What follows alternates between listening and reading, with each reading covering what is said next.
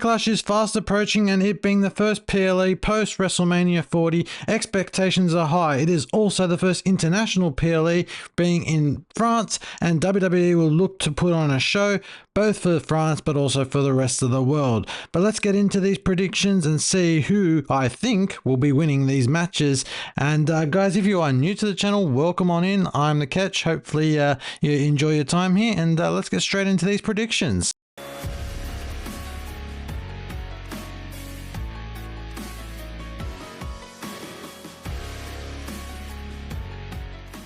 Starting off with the first prediction, we have Cody Rhodes, the current undisputed WWE champion, taking on his first challenger in his new reign in AJ Styles. The Phenomenal One won a qualifying match against LA Knight in a WrestleMania rematch between those two to earn his shot at Cody Rhodes for this match at Backlash. And to be perfectly honest, I think while AJ Styles will be made to look pretty strong in this match, I don't think he's got a shot of winning this at all. Cody Rhodes is his first title defense as the new face of the company.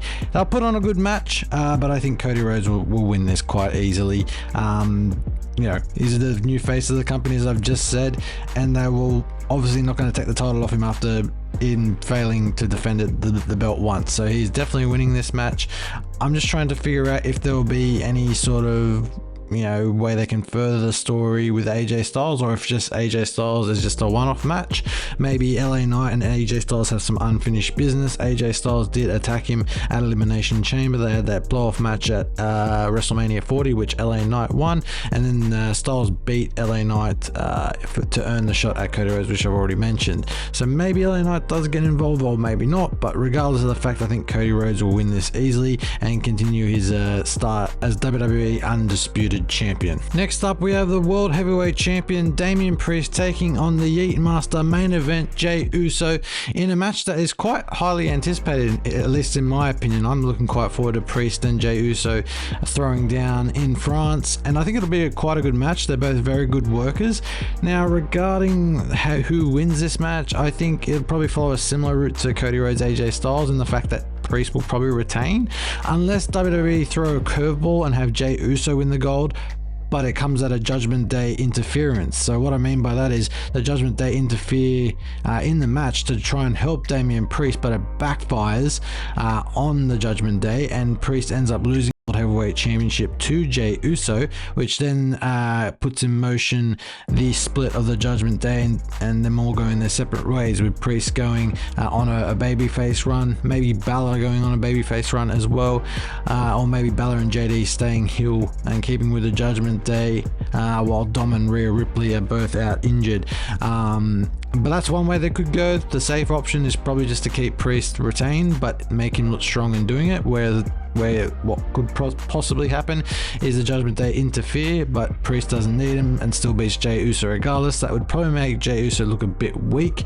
So there's a couple of ways they could go about it. I don't think that it's going to be a clean finish. That's the only thing I'm thinking of. I don't think it'll be a clean finish to the match. I do think there'll be some form of interference, as Judgment Day matches tend to have a lot of interference in them. I'm gonna go for the underdog, the route that no one's gone for. I'm going to go for a Jey Uso win here. I think Jey Uso deserves a singles title. He's done an absolute stellar job as a singles run since his split from the Usos and from the Bloodline in general.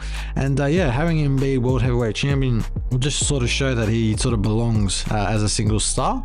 And it'll be his first world title as a single star. So I would look forward to that. And I think that's probably, in my view at least, what is going to happen. Jey Uso will be the new World Heavyweight title, ending Damian Priest's short reign of just under a month, I should say, which he won at WrestleMania 40. But I do think Jey Uso will win this one. Next up, we have the WWE Women's Champion Bayley defending in a triple threat match against Naomi and Tiffany Stratton. Now, I think Bayley probably retains in this match, but they'll probably make both Tiffany Stratton and Naomi look pretty strong in it. I don't really see any curveballs coming. Bayley just won the title at WrestleMania, and I don't think they'll want to take it off her so quickly.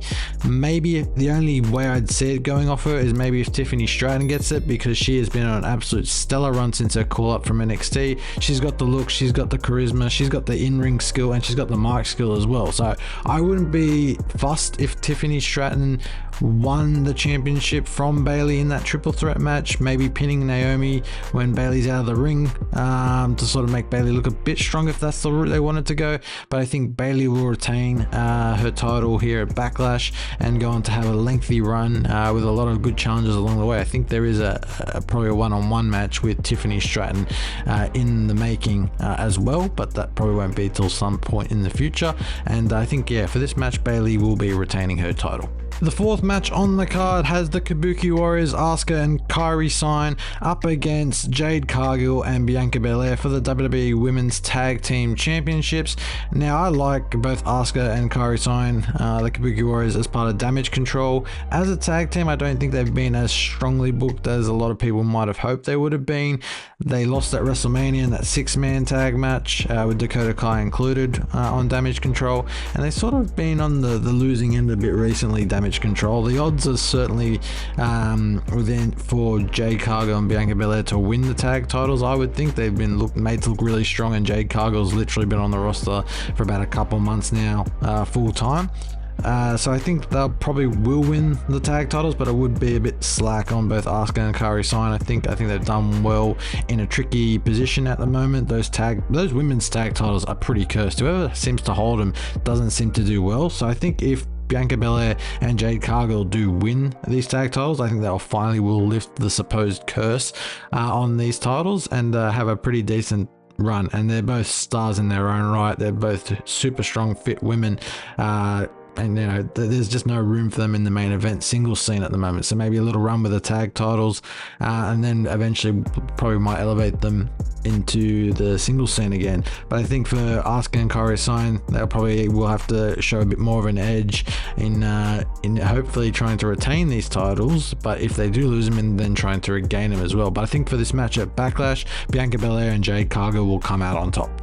The final match on the advertised Backlash card is Randy Orton and Kevin Owens up against Solo Sikoa and Tama Tonga of the Bloodline. Now, this is going to be a brutal match, I feel like, because the whole reason this came about is when Solo Sikoa kicked Jimmy Uso out of the Bloodline following Roman Reigns' loss at WrestleMania 40 and brought in Tama Tonga as his MFT.